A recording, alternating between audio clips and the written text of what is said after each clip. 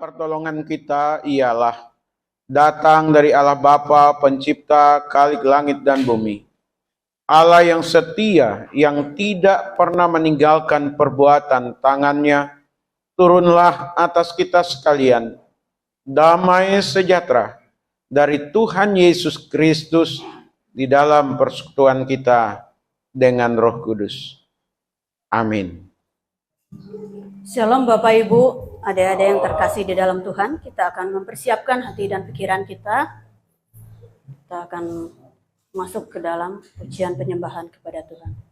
Kita akan naikkan pujian untuk memperingati hari pencurahan Roh Kudus. Kita akan naikkan pujian Roh Kudus Kau hadir di sini. Kita percaya Roh Kudus hadir. Amin. Kita naikkan pujian Roh Kudus Kau hadir di sini.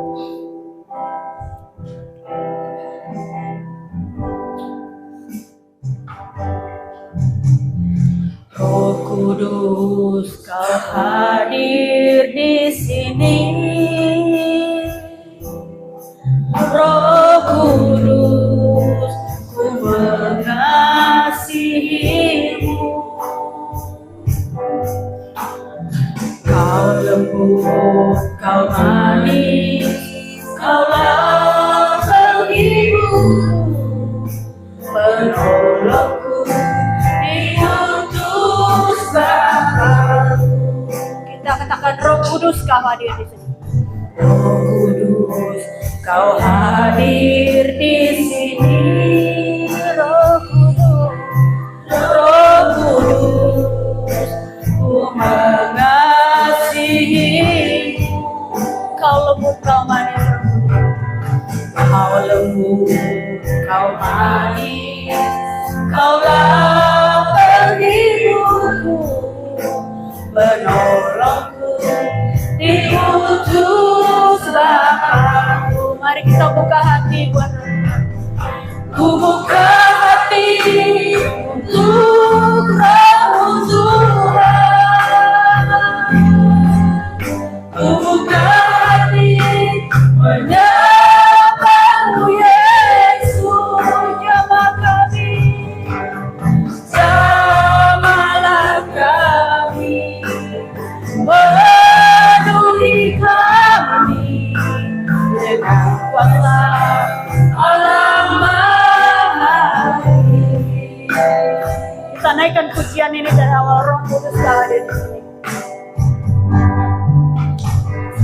Roh Kudus Kau hadir di sini. Roh Kudus, ku mengasihimu.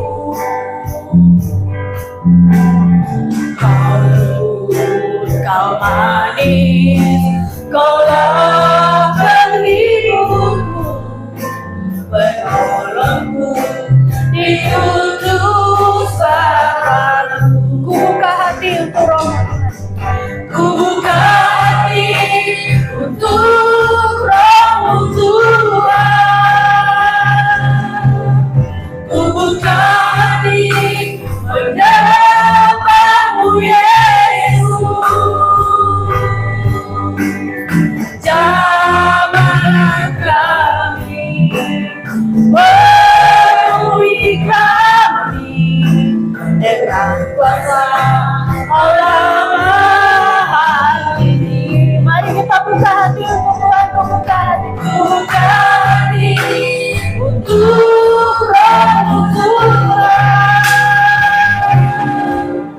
Ku buka hati menyapa-Mu Yesus, jamah kami,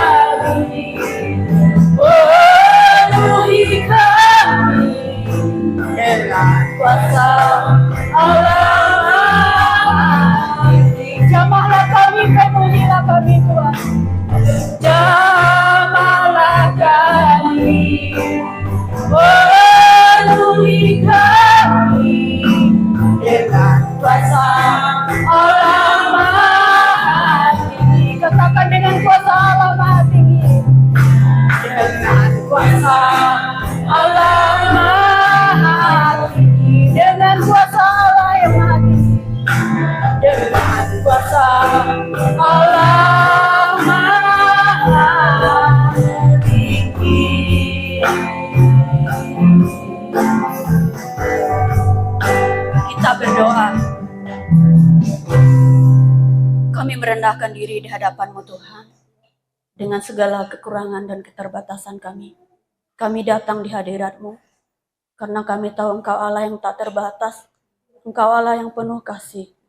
Tuhan, kami kiranya Engkau mengampuni setiap dosa dan pelanggaran kami, dan layakkan setiap kami untuk boleh datang di hadirat-Mu, untuk memuji dan memuliakan Engkau Tuhan. Dan kami bersyukur pada hari ini Tuhan, kami boleh kembali merayakan Tuhan, di mana ribuan tahun yang lalu Tuhan, Engkau sudah mencurahkan Roh Kudus-Mu itu Tuhan. Dan kami meyakini bahwa setiap pribadi kami yang mengakui Yesus adalah Juru Selamat kami, telah diutus oleh Tuhan seorang penghibur yang menguatkan kami, yaitu Roh Kudus. Terima kasih Tuhan, terima kasih Bapa yang baik. Saat ini Tuhan, kami menyerahkan ibadah kami dari awal pertengahan, biarlah kuasa Tuhan saja yang bekerja di tempat ini. Dan kami juga mau berdoa buat jemaat Tuhan dimanapun berada, mungkin yang sedang dalam keadaan sakit, Tuhan sembuhkan. Yang dalam keadaan sedih, Tuhan hiburkan. Yang berputus asa, Tuhan berikan pengharapan yang baru. Dan dimanapun mereka berada, Tuhan juga menjamah hati mereka, supaya di lain kesempatan boleh tiba di tempat ini. Dan kami juga yang hadir di tempat ini, membawa berbagai-bagai persoalan dan kesulitan hidup Tuhan. Dan Engkau, Roh-Mu yang hidup itu, senantiasa menguatkan kami. Kiranya setelah ibadah ini selesai, iman kami kembali dikuatkan, kembali diteguhkan, karena hanya di dalam Tuhan Yesus kami menerima keselamatan yang kekal. Di dalam Tuhan Yesus ada kekuatan yang baru. Kami juga berdoa akan firman Tuhan yang disampaikan. Biarlah firman itu akan bertumbuh, berbuah dalam hidup kami, dan membuat kami senantiasa berserah dan percaya kepada Tuhan. Dalam nama Yesus kami menyerahkan ibadah ini dari awal pertengahan hingga selesai. Yang percaya katakan amin. Oke. Shalom Bapak Ibu, mari kita naikkan pujian api kemuliaannya.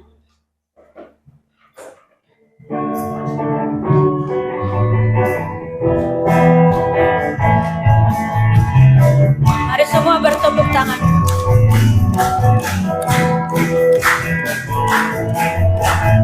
Dengarkanlah suara nafiri memanggil semua umatnya. Gereja seluruh penjuru bumi datang untuk menyembahnya. Dengarkanlah suara nafiri memanggil semua umatnya.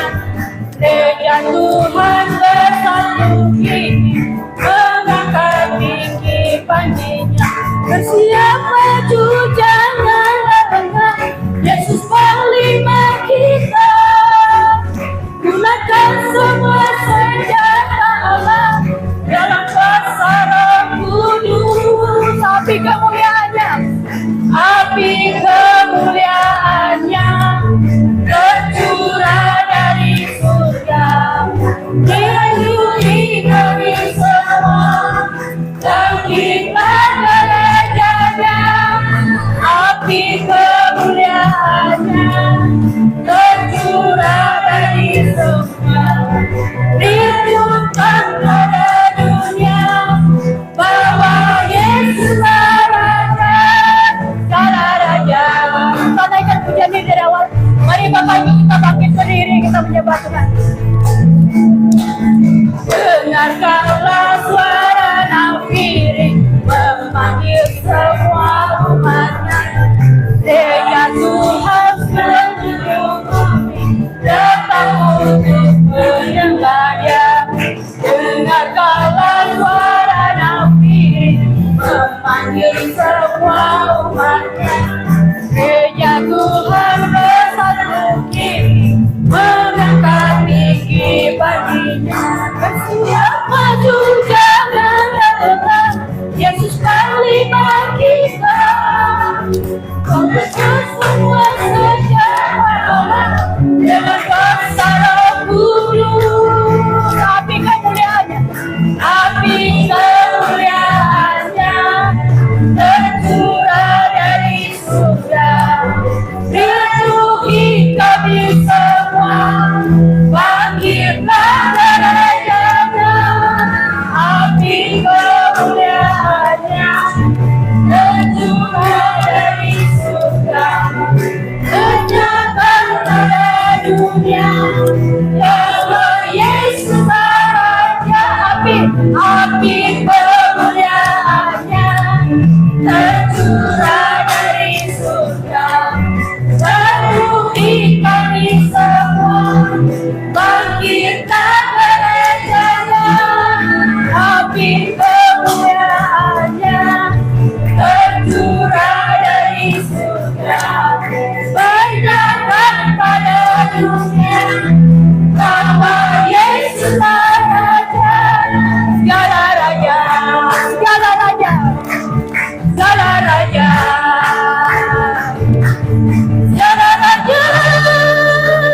Kemuliaan bagi Tuhan.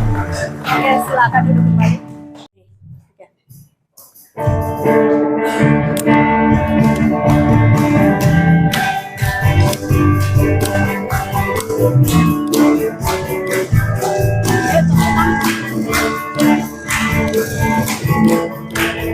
Segala puji syukur hanya bagimu Tuhan, sebab Kau yang layak dipuja. Kami mau bersorak tinggikan nama-Mu Tuhan. Haleluya. Segala puji syukur. Segala puji syukur hanya bagimu Tuhan, sebab Kau yang layak dipuja. Kami mau bersorak tinggikan nama-Mu Tuhan.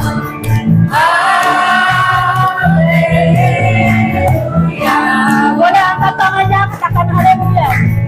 Soraklah haleluya, soraklah haleluya, haleluya. Soraklah haleluya, soraklah haleluya, haleluya. Mari katakan segala puji syukur.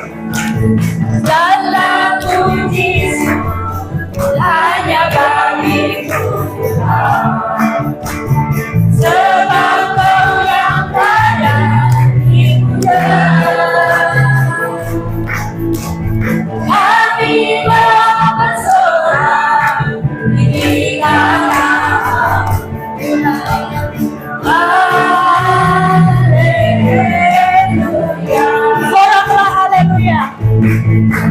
Soraklah haleluya, soraklah haleluya, haleluya. Soraklah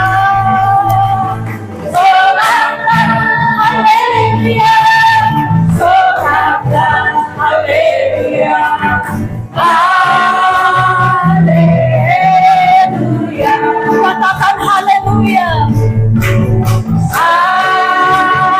Haleluya. Haleluya. Haleluya. Haleluya.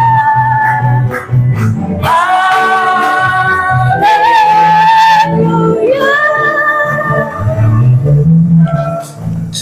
Kita masih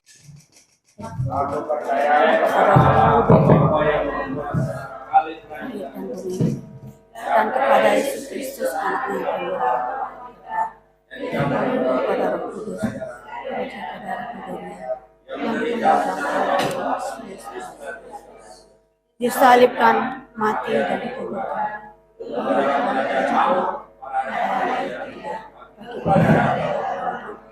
Naik ke surga, duduk sebelah kanan Allah, Bapa yang Maha Esa, dan untuk menghadiri kepada Roh Kudus.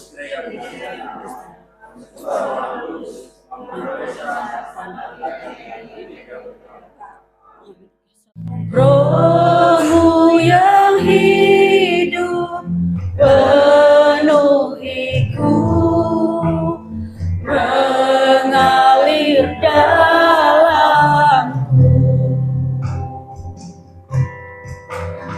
Jiwaku tenang bersamamu dalam naunganmu.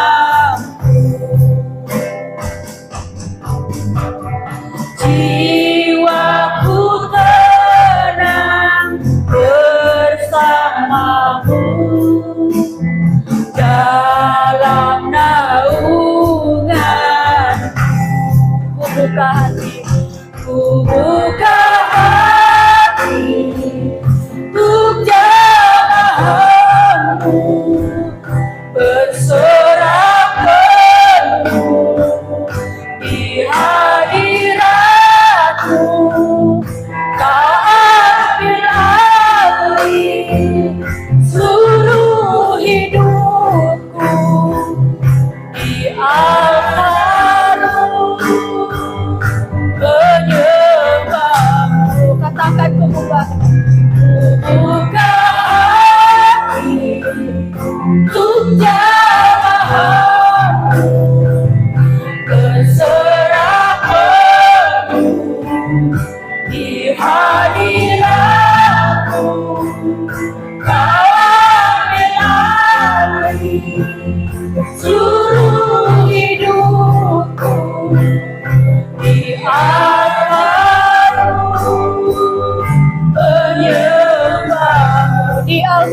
menyembahmu Di altarmu menyembah. di altarmu, menyembahmu Di altarmu. di altarmu,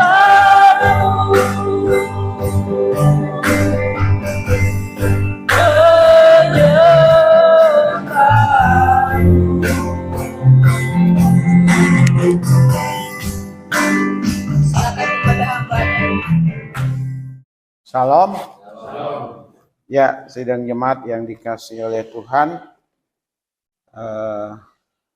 berkurang lagi jemaat kita gitu ya, dimana Pak Amin dan keluarga selama ini bersama-sama dengan kita ya dalam berbagai kegiatan, namun harus pulang ke Kalimantan. Nah, tadi saya juga dapat kiriman video di depan pasar tempat mertuanya. Begitu rame orang.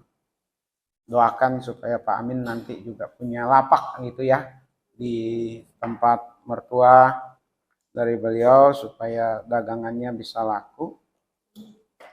Kemudian kemarin sempat video call juga, sekitar rumahnya itu udah kayak semak belukar, jadi harus ditata ulang gitu ya, dan tentunya akan menguras tenaga, juga menguras uang gitu ya. Untuk memulai sesuatu yang baru itu tidak mudah, jadi kita doakan sajalah beliau baik-baik saja di sana ya, dan semangat beliau di dalam melayani Tuhan, dalam kebersamaan di tempat ini boleh terjadi di tempat di mana beliau bergereja nantinya. Saya pesan supaya cari gereja di mana beliau bisa bertumbuh gitu ya. Tapi beliau janji sekali waktu Jakarta pasti mampir ke sini. Tapi saya juga janji ke beliau kalau saya pulang saya juga akan mampir ke Tebas gitu ya, dari Singkawang itu 1 jam kurang lebih. Kalau dari saya ke tempat beliau mungkin bisa 2 sampai 3 jam begitu ya. Jadi dari tempat saya harus masuk jalur tengah, apalagi kalau lewat Bangkai yang jauh. Nah, sidang jemaat, baru kali ini jemaat kita yang tinggalkan gereja, maksudnya berpisah dengan kita secara baik-baik gitu ya. Sidang jemaat tidak langsung menghilang. Selama ini banyak menghilang tanpa jejak, ya, menghilang begitu saja, sulit dihubungi. Ya, sekalipun demikian saya terus berdoa, sidang jemaat. Saya terus mendoakan yang pernah bergereja di tempat ini. Saya masih suka sebut nama mereka satu persatu karena bagian dari kita dulunya, gitu ya. Baik, kita akan melihat firman Tuhan hari ini di dalam Kisah Rasul pasal 1. Ayatnya yang ke-8. 1, 2, iya. Tetapi kamu akan menerima kuasa kalau Roh Kudus turun ke atas kamu, dan kamu akan menjadi saksiku di Yerusalem dan di seluruh Yudea dan Samaria dan sampai ke ujung bumi. Saya ulang, tetapi kamu akan menerima kuasa kalau Roh Kudus turun ke atas kamu, dan kamu akan menjadi saksiku di Yerusalem dan di seluruh Yudea dan Samaria dan sampai ke ujung bumi. Coba perhatikan sidang jemaat, kata kamu akan menjadi saksiku. Kamu akan menjadi saksi Kristus apabila ada kuasa dalam diri kita. Kuasa itu tidak mungkin kita dapat kalau Roh Kudus tidak ada pada diri kita. Karenanya pada kesempatan ini saya mengajak kepada kita untuk merenungkan satu tema, jadilah saksi Kristus. Jadilah saksi Kristus. Ini untuk siapa? Untuk kita semua. Kita memperhatikan dari bacaan tadi, jadilah saksi Kristus. Kristus akan dikenal orang, diketahui orang, dan akhirnya juga diterima orang lain. Kalau orang percaya, kita selaku orang Kristen, orang percaya, dapat menjadi saksi. Di mana-mana saksi itu punya peranan penting, sidang jemaat. Di mana-mana. Ada namanya saksi pernikahan.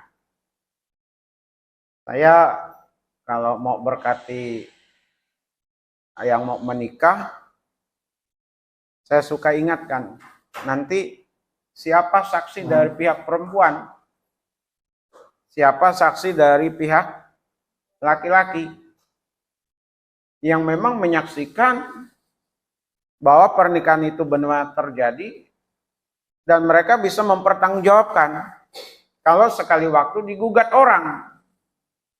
Kira-kira begitu. Jadi saksi dalam pernikahan itu penting.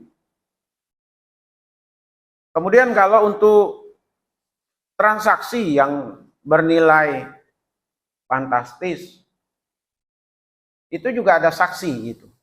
Untuk di notaris. Benar ya Pak Indra ya? Nah Pak Indra suka mengurus juga itu. Hal seperti itu. Harus ada saksi.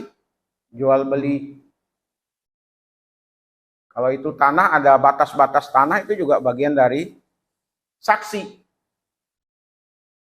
Jadi di pernikahan ada saksi, di pembuatan atau menghadap orang notaris harus ada saksi. Kemudian juga di pengadilan. Di pengadilan itu juga ada saksi. Ada saksi yang memberatkan, ada saksi yang meringankan. Nah, ternyata saksi itu memang sangat penting. Maka kita ini adalah orang yang penting. Orang Kristen itu adalah orang yang penting. Untuk jadi saksi Kristus di tengah-tengah dunia ini.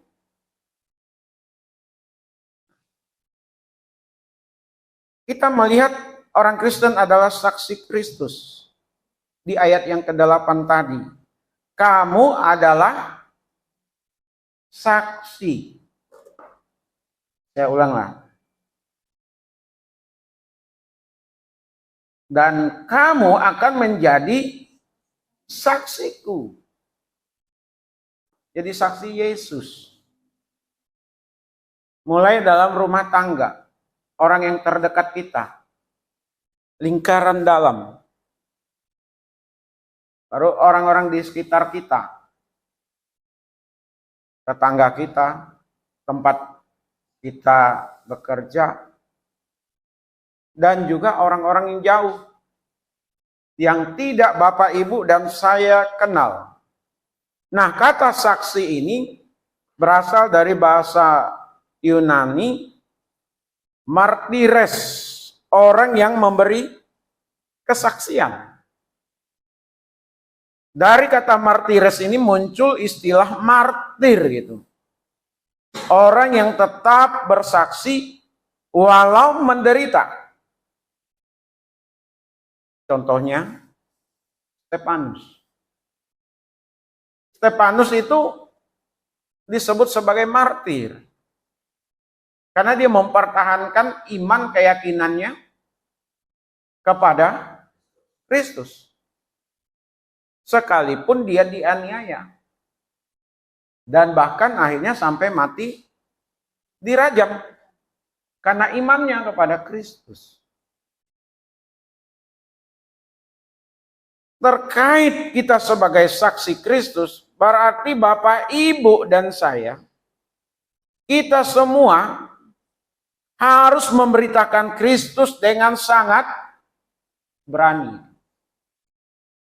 Ya. Harus berani. Penuh dengan Roh Kudus. Penuh dengan hikmat dan setia. Saksi Kristus. Yang kita saksikan itu bukan sembarangan. Dia adalah Tuhan. Dia adalah Raja di atas segala raja. Kita tidak usah mendengar apa yang orang lain sangsikan. Jangan kita pernah dengar apa yang orang lain ragukan dan memojokkan. Karena mereka tidak mengerti. Kita harus mengerti, kita harus memahami bahwa Yesus itu sejak semula, bahkan tidak ada awal, juga tidak ada akhir, karena dia adalah pencipta itu sendiri. Dia sudah ada. Dia jadi manusia. Sama seperti Bapak, Ibu, dan saya. Karena dia menjadi manusia inilah, orang meragukan, orang menyaksikan, dan orang mengatakan orang Kristen paling bodoh gitu ya. Mentuhankan manusia. Ya. Dia Tuhan mau jadi apapun bisa. Apalagi manusia adalah ciptaannya yang paling sempurna. Dia tidak mau manusia itu binasa, maka dia datang dalam rupa manusia. Dan setelah menyelesaikan tugasnya, misinya, dia naik ke sorga. Maka yang meneruskan adalah kita. Jadi Bapak, Ibu, dan saya, kita ini sadar ternyata kita ini adalah saksi Kristus.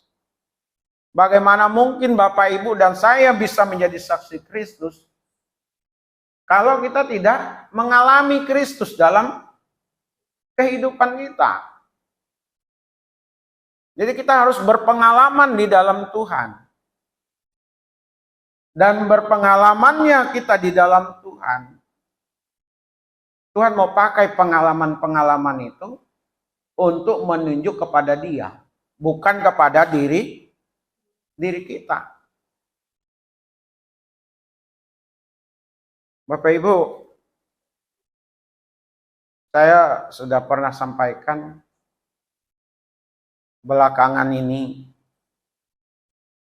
saya itu lebih banyak memberitakan Yesus kepada orang-orang yang suka minta-minta itu. Ya. Dan juga kepada mereka yang amin. Yang amin lalu minta sekedarnya kepada kita. Ini pengalaman kemarin waktu saya menjemput gitu, menjemput istri ke sekolah. Saya duduk di warung kopi itu, dan saya biasanya ngopi nggak sendiri, Pak. Saya pesan selain untuk saya, juga untuk satpam sekolah. Jadi saya pesan, tiap kali saya ke sana, Ya.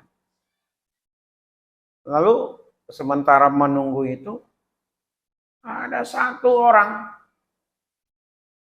yang datang dengan atribut, maaf kata, ya unik lah.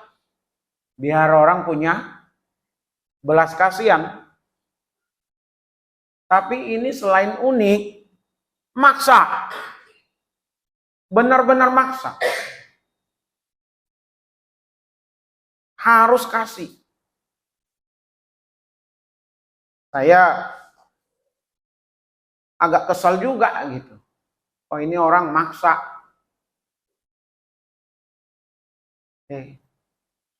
Saya ingat, oh ini kan komitmen saya selama udah hampir 2 tahun ini. Kenapa harus marah gitu? Uang nggak seberapa. Ini kesempatan dia untuk dengar Kristus. Ada keberanian akhirnya di situ. Di tengah-tengah orang yang lalu lalang, saya bilang, Pak, saya terbatas. Saya manusia, siapapun terbatas. Gak bisa mengubah kehidupan Bapak dan tidak bisa menyelamatkan Bapak. Tapi ada pribadi yang akan menyelesaikan apa yang menjadi persoalan Bapak. Dan dia tidak terbatas. Apa saja yang Bapak minta, dikasih. Keselamatan pun dijanjikannya dikasih ke Bapak. Namanya Yesus. Lalu dia bilang, saya ini suku ini. Saya ini punya kepercayaan ini. Agama nggak menyelamatkan. Agama nggak bisa. Tapi Yesus menyelamatkan Bapak. Biasanya saya habis ngasih itu ngomong, biasanya saya doa itu kalau udah begitu. Saya doakan. Tapi kemarin karena itu kendaraan lalu lalang, udah saya kasih. Bapak harus percaya Yesus. Saksi, sederhana Bapak Ibu. Di sisi yang lain ada situasi yang juga sulit untuk kita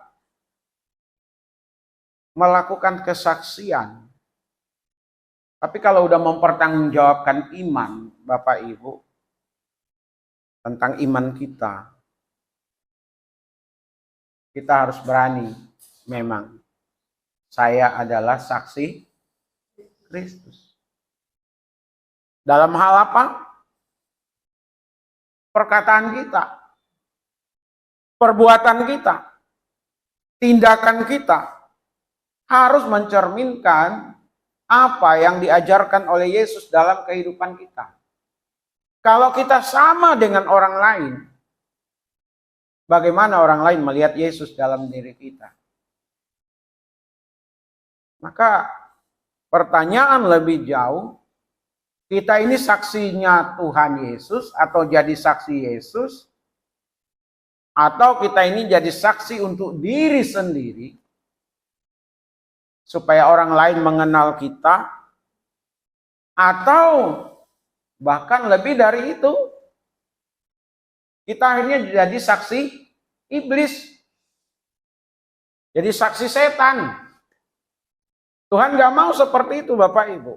Ini peringatan untuk siapapun, termasuk saya. Di tengah-tengah berbagai macam tekanan, situasi yang tidak mudah. Stefanus itu nyawa yang dijadikan taruhannya. Bisa saja dia menyangkal supaya selamat, sama seperti Petrus. Dia menyangkal sehingga tidak dijadikan persoalan. Memang jadi bunglon itu jauh lebih mudah, jauh lebih aman daripada harus terang-terangan. Jadi yang pertama ini sidang jemaat orang Kristen adalah saksi Kristus. Jadi Kita harus pahami benar-benar kita ini saksi Kristus. Tuhan mau pakai kita. Tuhan mau supaya lewat kita dia dipermuliakan. Melalui kita, orang lain akhirnya juga percaya kepada Yesus Kristus. Ada yang baru viral, sedang jemaat, dan itu jadi persoalan juga. Seorang anak muda dari Aceh itu. Dia anak muda yang benar-benar merasakan kasih dari seseorang. Di tengah-tengah kesulitan hidupnya, pergumulan hidupnya, gak ada yang bantu dia. Gak ada yang tolong dia. Tapi ada seorang ibu. Suaminya bukan orang Kristen, tapi ibu ini orang Kristen. Ibu ini membantu. Ibu ini menolong dengan perbuatan kasihnya. Anak muda ini akhirnya percaya, bertobat. Terima Yesus sebagai Tuhan dan Juru Selamat.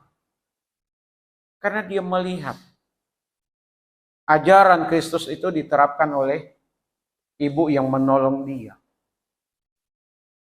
Kadang tanpa harus berkata-kata, dengan perbuatan, seseorang sudah menjadi saksi Kristus. Ya. Kalau yang okumene umumnya gereja-gereja yang ada, saya nggak perlu sebut tuh, tapi pakai istilah okumene lah. Itu lebih banyak menjadi saksi lewat tindakan nyata itu. Menolong. Dengan perbuatan. Tanpa dia harus berkata-kata, harus percaya Yesus. Tidak. Percaya Yesus akan diselamatkan. Tidak. Cukup dengan perbuatan. Orang lain mengenal Yesus dan akhirnya percaya. Tapi ada yang memang seperti model saya itu tadi. Ngomong, bicara. Nah saya berharap sidang jemaat berani juga. Gitu. Masalah dia bertobat atau tidak, itu urusan belakangan. Yang penting Bapak Ibu dan saya sudah menyampaikan bahwa dia adalah Tuhan, dia adalah Juru Selamat, dia adalah penebus dosa, dia yang memberikan damai dan sukacita, dan lain-lain. Ya. Yang kedua, orang Kristen menjadi saksi jika ada Roh Kudus. Tadi Ibu Lisa dalam pengantar ibadah kita membaca di Kisah Rasul pasal 2. Saat para murid ada menantikan janji Yesus yang akan ada turunnya Roh Kudus.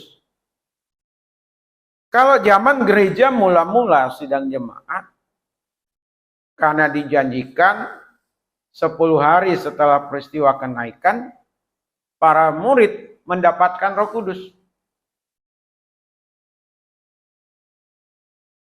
Seperti nyala api yang bertebaran, hinggap, masuk, menghampiri setiap orang yang ada di ruangan itu. Tanda kehadirannya. Sehingga ada kuasa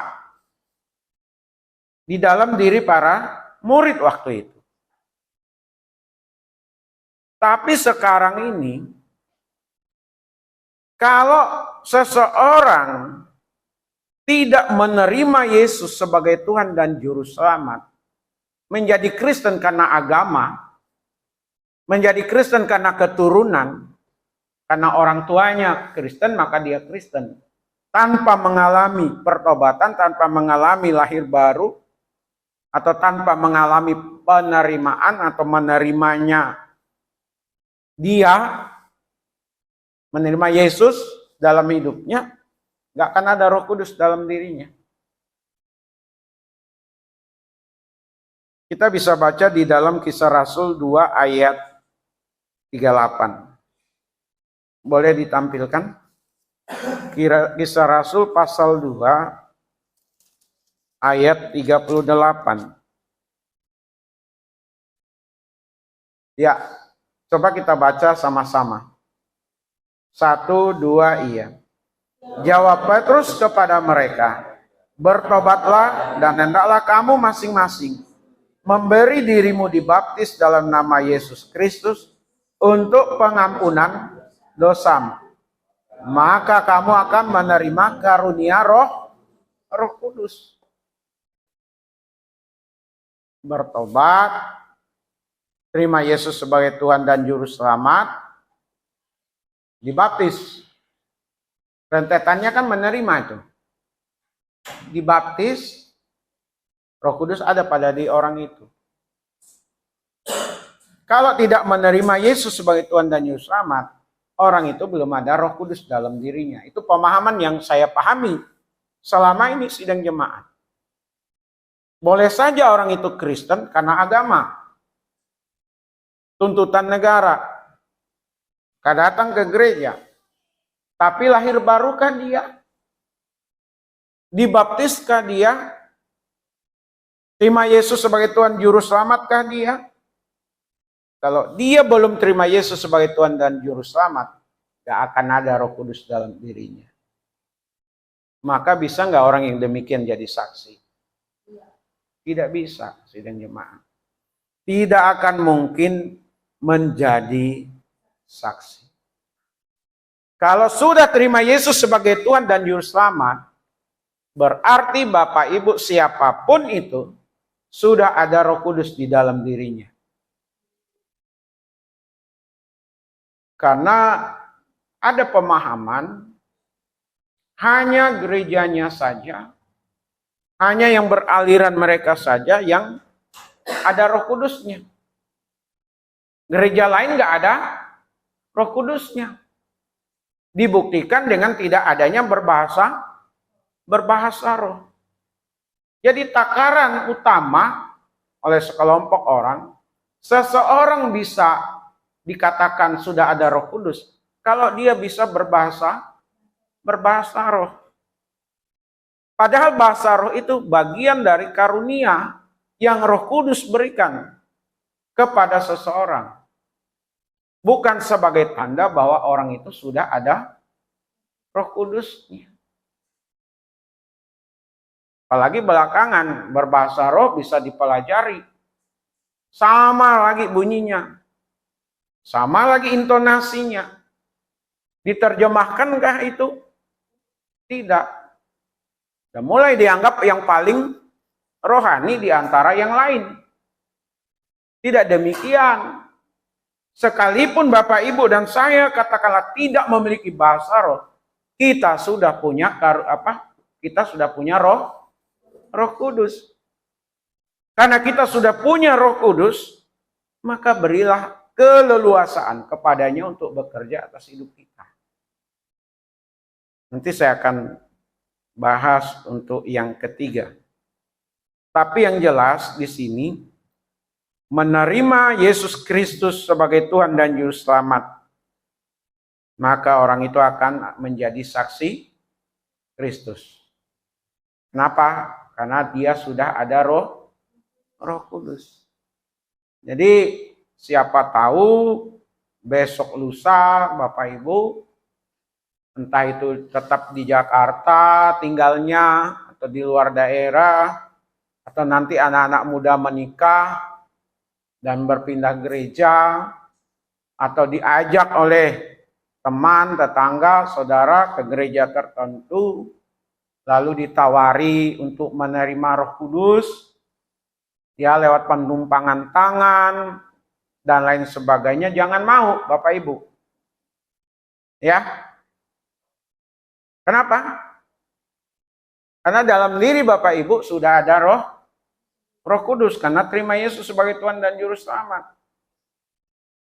Disuruh apa dan bagaimanapun, gak usah, termasuk dibaptis.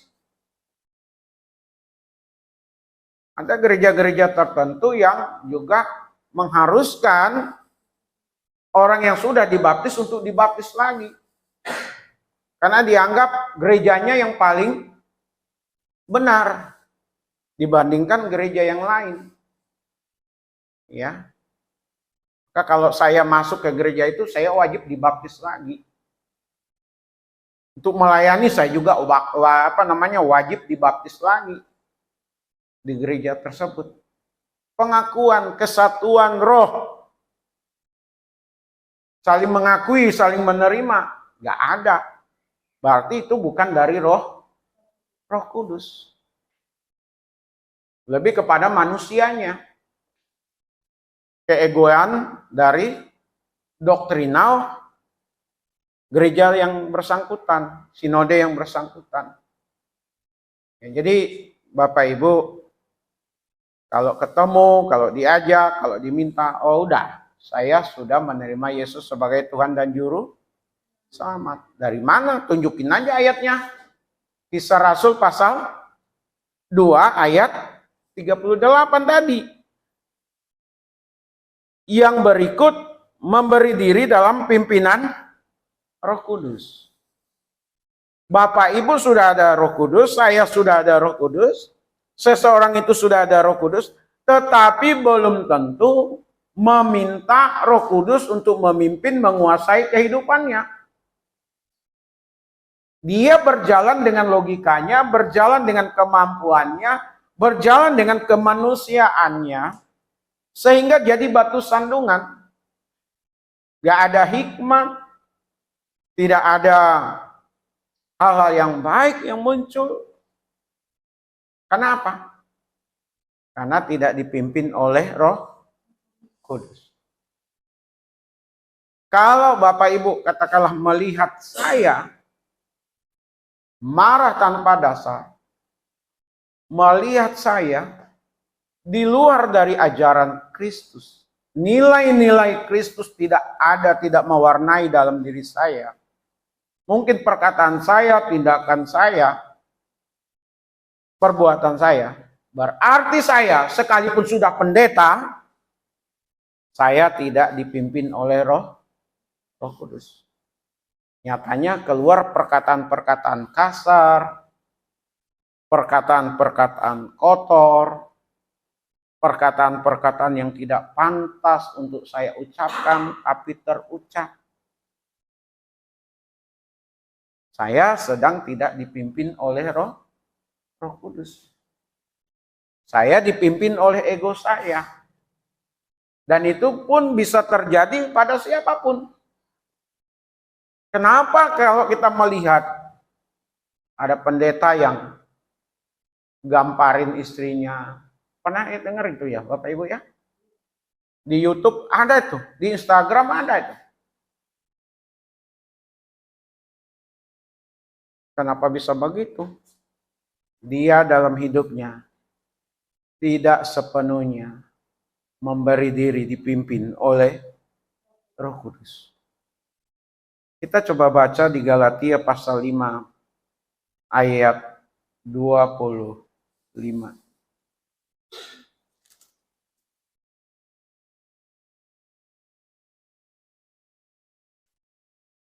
Galatia pasal 5 ayatnya yang ke-25. Kita baca sama-sama lagi, sidang jemaat. 1, 2, iya. Jikalau kita hidup oleh Roh, baiklah hidup kita juga dipimpin oleh Roh. Kita ini punya egois, punya ego gitu maksudnya.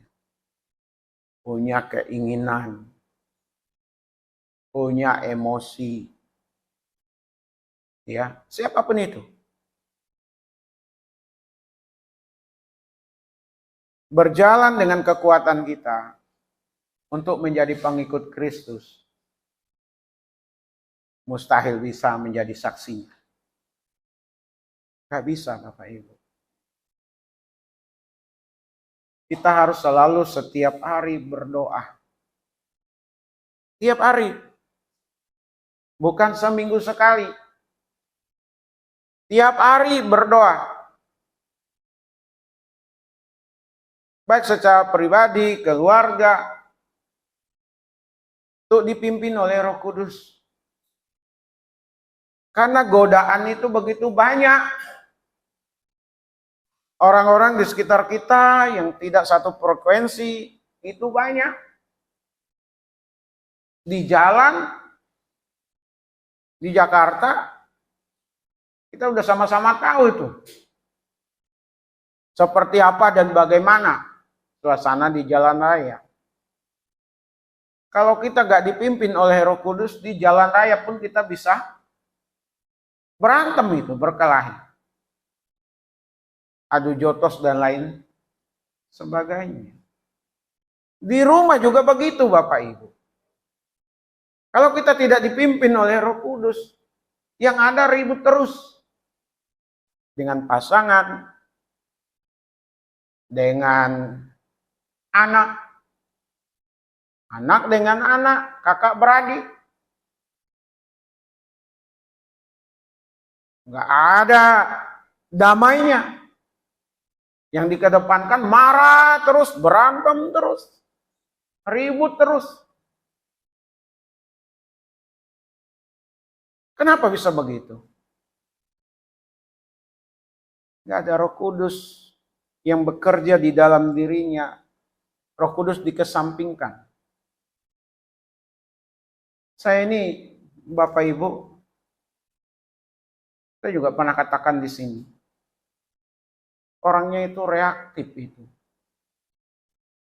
Sangat reaktif. Sesudah itu, dominan perasaan. Terlalu punya rasa yang mendalam gitu. Reaktif itu kelemahan. Mengedepankan perasaan. Kalau udah reaktif, ujung-ujungnya juga nggak jauh. Emosi. Emosional. Saya, Bapak Ibu, bergumul juga. Bukan hanya sidang jemaat. Jangan dipikir gembala sidang dari sidang jemaat ini manusia yang sempurna. Jangan pernah berpikir anak-anak saya juga bahwa bapaknya itu udah kelas dewa. Ya. Maka saya juga perlu Tuhan dalam keseharian saya, perlu hubungan yang baik. Minta selalu supaya Roh Kudus pimpin. Kadang-kadang kalau udah lewat, oh iya. Saya salah di dalam mengambil tindakan, keputusan. Maka saya langsung doa itu Bapak Ibu. Tuhan, ampuni saya. Kayak yang kemarin yang tadi saya saksikan itu. Kenapa saya harus kesal? Tuhan ampuni saya. Bukankah saya sudah berkomitmen untuk memberi seseorang yang gak banyak itu selalu mengatakan Yesus sebagai Tuhan dan Juru Selamat yang mengubahkan kehidupan. Itu Bapak Ibu, sorry ini. Tadi lupa matikan. Jangan dicontoh ya.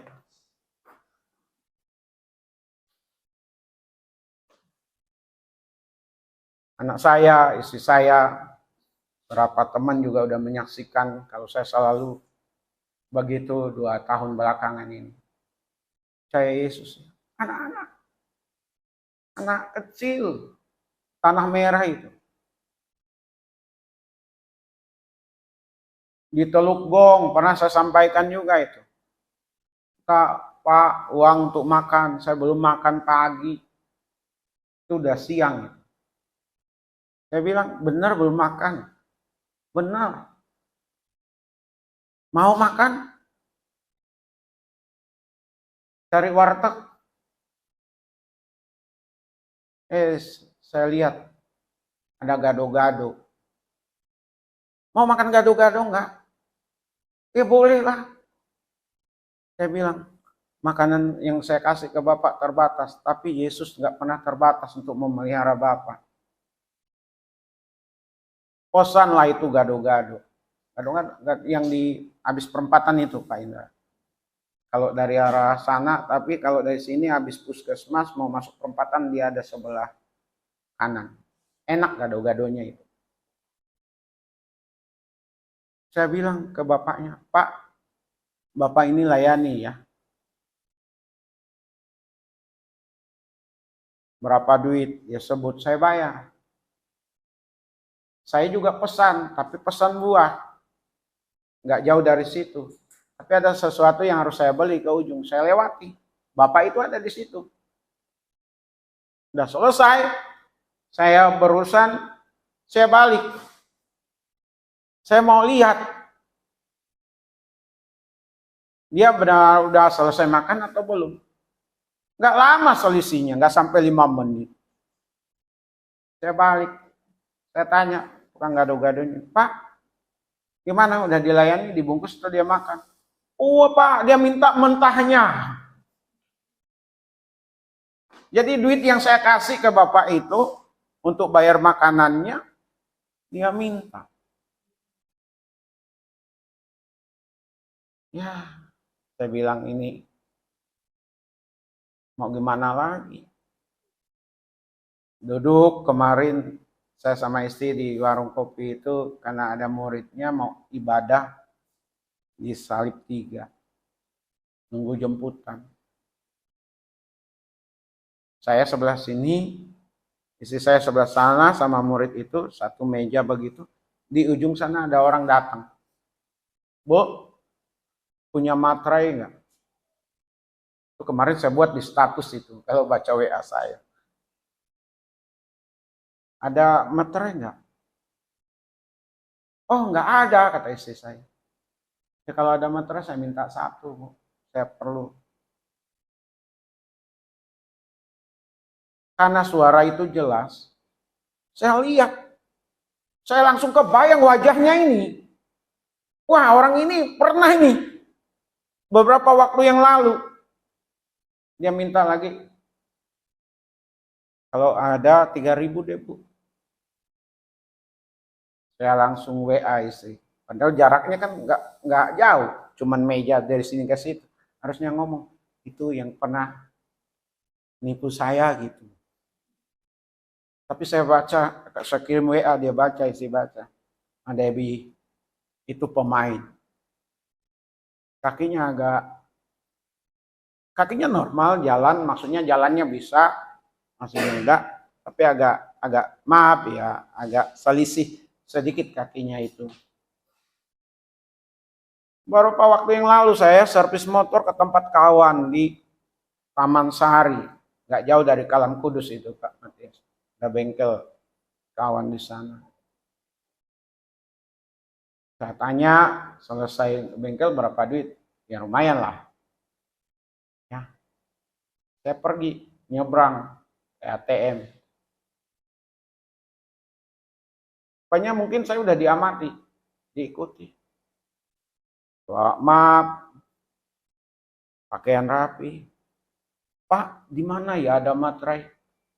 Wah, harus nyari di Indomaret, Pak. Di Alfamart atau Indomaret, kantor pos.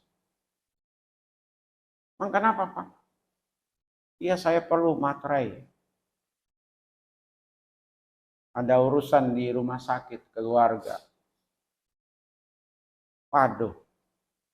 Timbul belas. Kasihan. Bapak perlu materai berapa? Saya perlu materai 2. Wah, saya ingat di seberang itu ada orang yang jual yang fotokopi itu loh. KTK ya. Itu biasanya jual materai, Pak. Saya pesan lah. Saya bayar 2.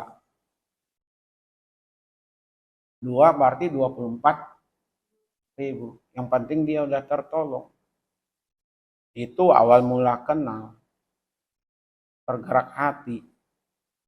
Karena nggak jauh dari rumah sakit. Tapi ini kemarin orang yang sama di Teluk Gong. Ini pelajaran Bapak Ibu. Orang minta-minta saja berani. Ya, saya sudah sampaikan di salah satu terminal, seorang pengamen penghasilan 400 sampai 500 ribu per hari. Itu luar biasa gitu. Yang minta-minta juga ada. Anak kecil, mereka berani. Kita, kalau kita dipimpin oleh Roh Kudus, kita juga berani menyatakan kebenaran. Amin. Menyatakan Yesus adalah Tuhan, Yesus adalah Juru Selamat, dan nilai-nilai yang diajarkannya kepada kita. Yang terakhir, orang Kristen menjadi saksi Kristus tanpa mengenal jabatan itu.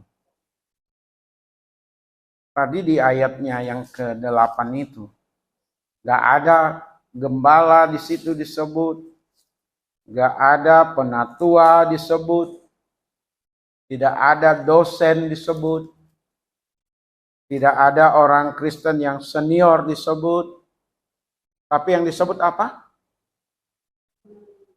Kamu. Tetapi kamu akan menerima kuasa. Kamu, siapapun. Maka kalau seseorang sudah terima Yesus sebagai Tuhan Juru Selamat, dia ada Roh Kudus dalam dirinya, ada kekuatan di sana, ada kemampuan di sana, dan ada kuasa di sana. Amin. Maka Bapak Ibu, sehebat apapun, sepengalaman apapun, sepintar apapun, setinggi apapun gelarnya, sekaya apapun dia, sederet gelarnya, itu semua akan jadi sia-sia. Kalau tidak menjadi saksi Kristus. Selama apapun dia pelayanan, pendeta, ketua sinode, pengurus sinode, pengurus yayasan, dan lain sebagainya. Kalau tidak menjadi saksi, tidak ada Roh Kudus diberi ruang baginya untuk bekerja dalam hidupnya, sia-sia. Kemarin hari Jumat, salah satu pengurus yayasan dari sekolah kami, saya salamin, Pak Ibu. Selamat ya Pak. Apa selamatnya? Lewat Bapak, orang tua dari murid ini bisa percaya Yesus dan dibaptis. Nah, ada satu pengurus yayasan kami itu cukup agresif penginjilannya. Ya, saya salut itu. Karena beliau kan sekali-sekali ketemu. Kalau kita tiap hari. Jadi ada murid kami yang selama kurang lebih 3 tahun di SMP, masuk di SMK, kita juga udah ajarkan dasar-dasar kekristenan, tapi belum mau dibaptis. Akhirnya anak itu memberi diri terima Yesus. Dan Bapak pengurus yayasan ini sekaligus juga menginjili bapaknya. Akhirnya Bapak dengan anak atau orang tua dengan anak sama-sama percaya Yesus. Meninggal. Karena kekristenan mengatakan orang yang sudah di dalam Yesus sungguh-sungguh beriman, percaya, menghidupi apa yang diajarkan Kristus. Namanya sudah tercatat dalam buku kehidupan. Apa itu sudah diselamatkan? Maka tidak salah saya memberikan ucapan selamat. Saya meyakini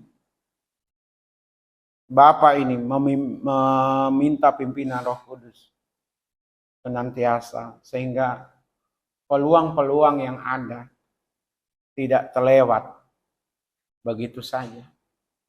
Coba kalau tidak Bapak ini injili anak itu, dan anak itu tidak didampingi bapaknya, yang akhirnya bapaknya itu akhirnya percaya, kalau tidak lewat Bapak yang saya sebutkan tadi, udah binasa Bapak ini.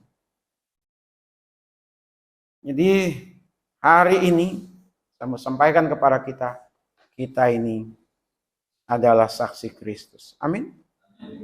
Untuk menjadi saksi itu untuk semuanya, bukan kepada sekelompok orang dengan segala macam jabatan. Orang Kristen menjadi saksi jika ada Roh Kudus. Dan orang Kristen, sekali lagi, adalah saksi itu sendiri. Saksi Kristus. Bahkan mati, maksudnya sampai mati, tetap menjadi saksi Kristus. Amin. Tuhan Yesus memberkati kita semuanya. Mari kita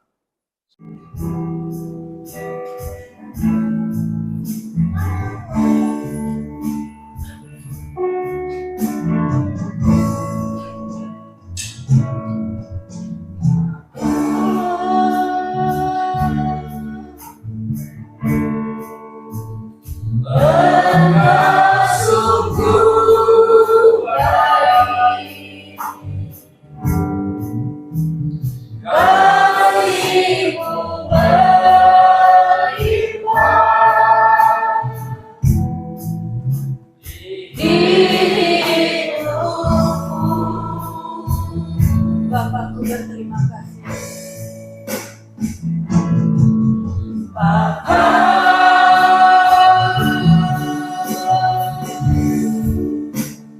Ku berterima kasih. Berkatmu hari ini yang sediakan bagiku. Mari kita naikkan syukur kita kepada Tuhan. Ku naikkan syukurku, wahai yang Kau beri. Tak bisa bintang kasih dan rahmat-Mu.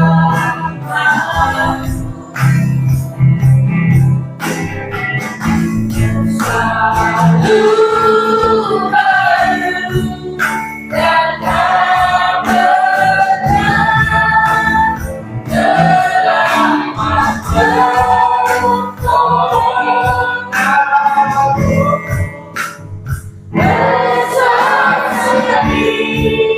dalam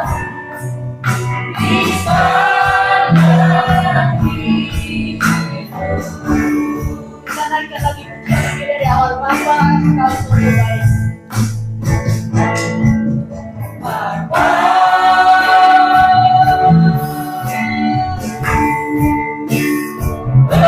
Engkau sungguh baik.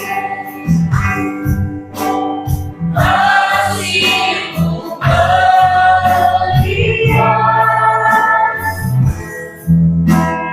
melihat Bapakku berterima kasih.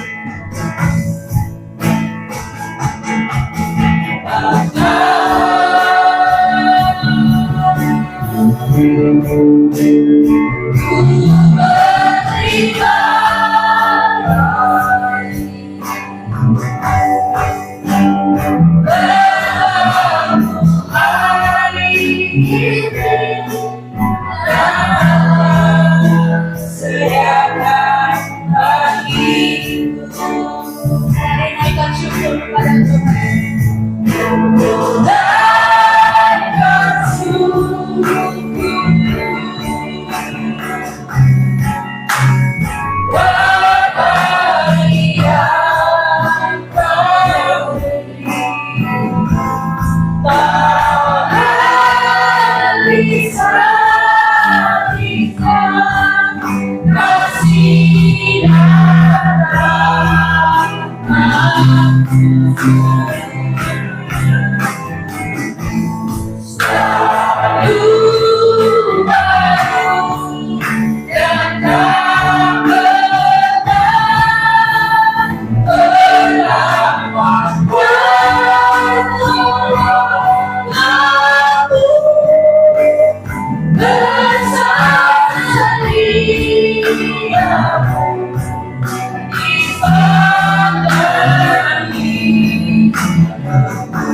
Tetap besar setiamu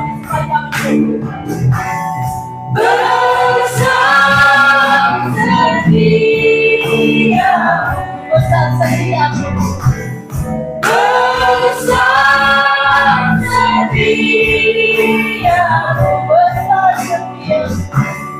besar setiamu di sepanjang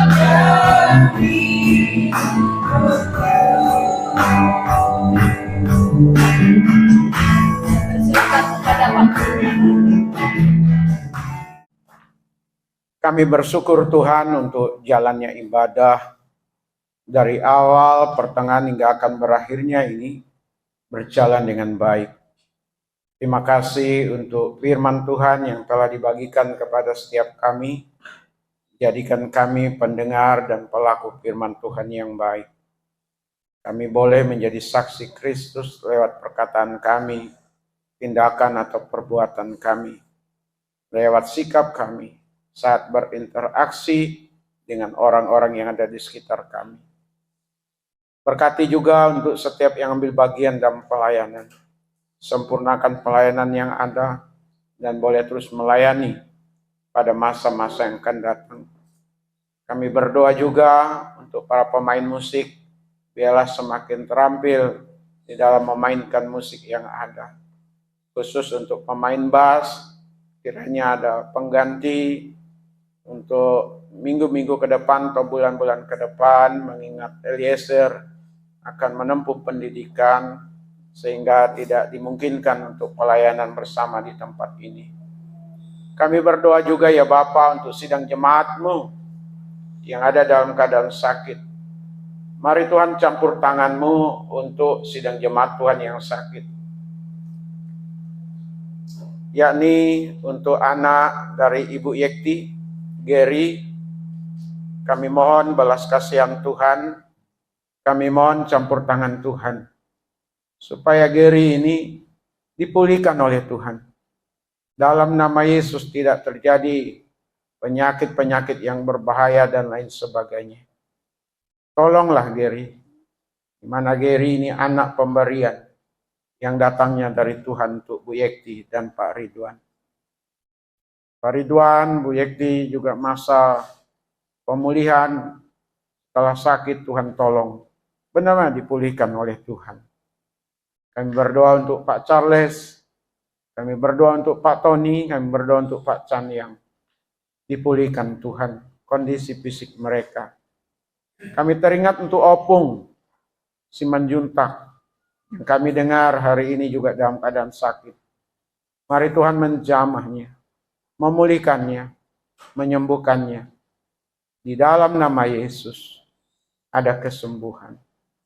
Kami teringat untuk Pak Amin dan keluarga mulai hari ini tidak bersama-sama dengan kami beribadah. Biarlah beliau dan keluarga dapat menemukan gereja di mana mereka juga bisa beribadah bersama. Dan Tuhan pakai Pak Amin dan keluarga untuk menjadi saksi Tuhan. Apa yang diusahakan, dikerjakannya, dibuat Tuhan berhasil. Kami teringat untuk setiap sidang jemaat-Mu dalam hal berusaha, dalam hal bekerja. Mari Tuhan jangan tinggalkan sidang jemaat-Mu. Apa yang mereka usahakan, kerjakan, buka jalan Tuhan. Dibuat Tuhan berhasil. Pemeliharaan Tuhan sempurna untuk kami semua. Dan bahkan untuk masa depan kami. Itu kami berdoa, kuatkan teguhkan iman percaya kami, keyakinan kami. Kami tetap memiliki iman dan pengharapan hanya kepada Tuhan Yesus. Kami percaya penuh bahwa pemeliharaan Tuhan sekali lagi sempurna untuk kami. Kami teringat untuk sidang jemaat-Mu yang tidak bersama-sama dengan kami. Tolonglah mereka juga Tuhan, sebagaimana Tuhan menolong kami. Biarlah gereja ini ke depan semakin hari semakin baik. Semakin Tuhan tambahkan jumlah bilangan dan mampukan hamba untuk mengembalakan sidang jemaat-Mu, mampukan majelis untuk menjadi rekan sekerja. Kami berdoa untuk lingkungan gereja Tuhan. Tuhan yang campur tangan, Tuhan yang menolong. Kalau gereja ini didirikan oleh Tuhan lewat para perintis, maka Tuhan jugalah yang akan membuat gereja ini tetap eksis. Siapa yang mengganggu akan terganggu. Itu janji firman Tuhan, keamanan Tuhan berikan untuk kami. Terima kasih banyak Bapa di sorga, berkatilah warga Wacung dan sekitarnya, tokoh-tokoh masyarakat, pemuka-pemuka masyarakat, para pejabat dari tingkat RT, RW, lurah, camat, semua diberkati Tuhan, ditolong Tuhan, supaya mereka mampu menjalankan tugas dan tanggung jawab, termasuk untuk pemerintah kami yang paling tinggi Tuhan. Presiden, wakil presiden, para menteri, gubernur, bupati, wali kota, kepala-kepala dinas, kepala-kepala BUMN, Panglima ABRI, TNI, kehakiman, dan lain sebagainya. Supaya mereka tahu diri bahwa mereka adalah pejabat di negara ini. Mereka harus berkontribusi yang baik, menjadi contoh yang baik di tengah-tengah masyarakat, tidak mengambil yang bukan haknya. Dalam nama Yesus mereka bahu-membahu untuk memajukan negara ini demi untuk masa depan bangsa negara ini di tengah-tengah persaingan global. Terima kasih Bapa di sorga. Kami juga tidak lupa bahwa dalam doa khusus negara-negara yang bertikai saat ini di Timur Tengah, Tuhan tolong termasuk Rusia, Ukraina, supaya ada perdamaian di sana Tuhan. Dan biarlah perang tidak meluas. Kami tahu ada perlombaan senjata. Ada pembelian anggaran-anggaran besar di beberapa negara untuk mempersiapkan diri. Alkitab pun juga sudah menulis akan terjadi peperangan sebelum kedatangan Tuhan. Tapi kalau boleh Tuhan, biarlah itu jangan terjadi masa-masa kini. Kami rindu dunia ini tetap aman, tetap terkendali dalam kuasa Tuhan. Terima kasih, sebentar kami akan tinggalkan tempat ini. Sertailah kami di dalam perjalanan pulang yang jauh, dan sepanjang hari, sepanjang minggu ke depan, kami kembali di tempat ini dalam keadaan baik. Di dalam nama Yesus, kami berdoa bersyukur. Haleluya. Amin. Mari kita sama-sama mengucapkan doa Bapa kami. Bapa kami yang di sorga, dikuduskanlah namamu, datanglah kerajaanmu, jadilah kehendak-mu di bumi seperti di sorga. Berilah kami pada hari ini makanan kami yang secukupnya, dan ampunilah akan kesalahan kami, seperti kami juga mengampuni orang yang bersalah kepada kami. Dan janganlah membawa kami ke dalam pencobaan, tetapi lepaskanlah kami daripada yang jahat. Karena Engkaulah yang punya kerajaan dan kuasa dan kemuliaan sampai selama-lamanya. Sidang jemaat milik Tuhan, kekasih-kekasih dari Tuhan Yesus, arahkanlah hati dan pikiran kita dan terimalah berkat-Nya. Adapun kasih karunia dari Bapa kita di sorga, damai sukacita di dalam Tuhan Yesus, pimpinan penghiburan pengajaran dari Roh Kudus, menyertai setiap kita hari ini, besok, bahkan sampai selama-lamanya. Amin.